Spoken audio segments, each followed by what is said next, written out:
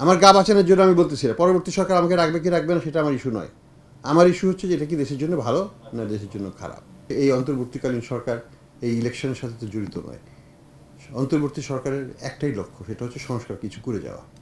সব কিছু করা সম্ভব না, সীমিত আকারে করে যাওয়া। এই যে 11টা পয়েন্ট দেওয়া আছে এখানে, এটা হচ্ছে এই অনেক কষ্টের ফলে একটা কনসেনসাস ডেভেলপ করেছে। এখানে কিন্তু সব পার্টি সাইন করেছে। এখানে এটা কিন্তু সব পার্টি সাইন করা এগ্রিড জিনিস। এখানে কিন্তু কোনো পার্টি কিন্তু পাবলিকলি এটাকে অপোজও করছে না। এবং সরকারের একটা দায়িত্ব হচ্ছে জনগণকে অভিহিত করা। একটা প্লেবিসাইট হতে যাচ্ছে, গণভোট হতে যাচ্ছে, জনগণকে জানাবে না সরকার? তাহলে জনগণ কিসের উপর ভোট দিবে? কে জানাবে এটা? সরকারের অবশ্যই। এটাতে অসুবিধাটা কি? আমার মনে করি যে প্রত্যেকটা সিভিল সোসাইটি, প্রত্যেকটা লোকের কাছকে বলতে হবে, যদি আপনি মনে করেন আপনি প্রচারণাটা করবেন।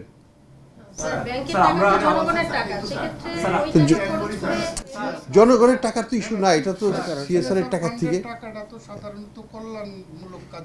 এটাও কি জনকল্যাণমূলক না? আপনারা কি মনে করেন যে এই যে রিফর্মগুলো হচ্ছে, এই যে 9টা 10টা কথা বলা হচ্ছে, এগুলো কোনো কম গুরুত্বপূর্ণ ইস্যু না? এটাকে জবাব দেন, তারপরে কথা বলেন। এটা ভয়ানকভাবে জনকল্যাণমূলক। এটা আমাদের রাষ্ট্র ব্যবস্থার একটা মৌলিক পরিবর্তনের একটা অঙ্গীকার। স্যার, ব্যাংকগুলো সিএসআর থেকে দিচ্ছে না, এবিবি দায়িত্ব। হ্যাঁ, আচ্ছা, সেটা সিএসআর থেকেও দিচ্ছে না তারা। স্যার, আমার প্রশ্নটা স্যার, আমি আরেকটা পার্ট আছে স্যার।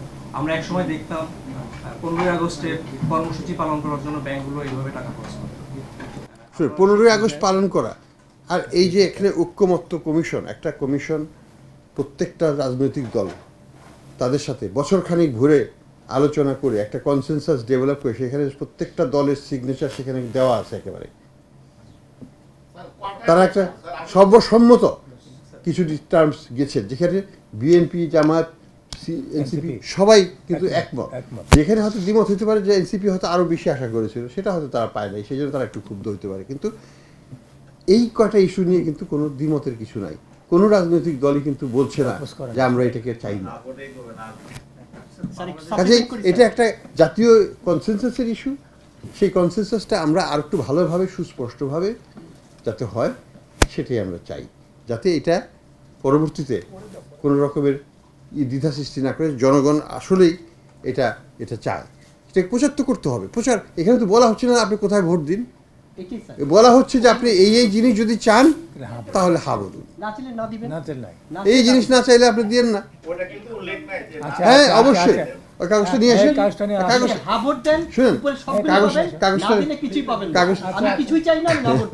এখানে রাজনীতি নিয়ে আসার দরকার নেই, এটাকে দেশের কথা ভাবতে হবে আপনাদেরকে। আমার গা বাঁচানোর জন্য আমি বলতেছি না পরবর্তী সরকার আমাকে রাখবে কি রাখবে না সেটা আমার ইস্যু নয়। আমার ইস্যু হচ্ছে যে এটা কি দেশের জন্য ভালো না দেশের জন্য খারাপ। আমি যদি মনে করি এটা দেশের জন্য ভালো, আমি এটাকে বলবো এটা ভালো, এটাকে সমর্থন করব। আমরা যা দিয়ে পারি সমর্থন জোগাড় করার চেষ্টা করবো এটার পক্ষে।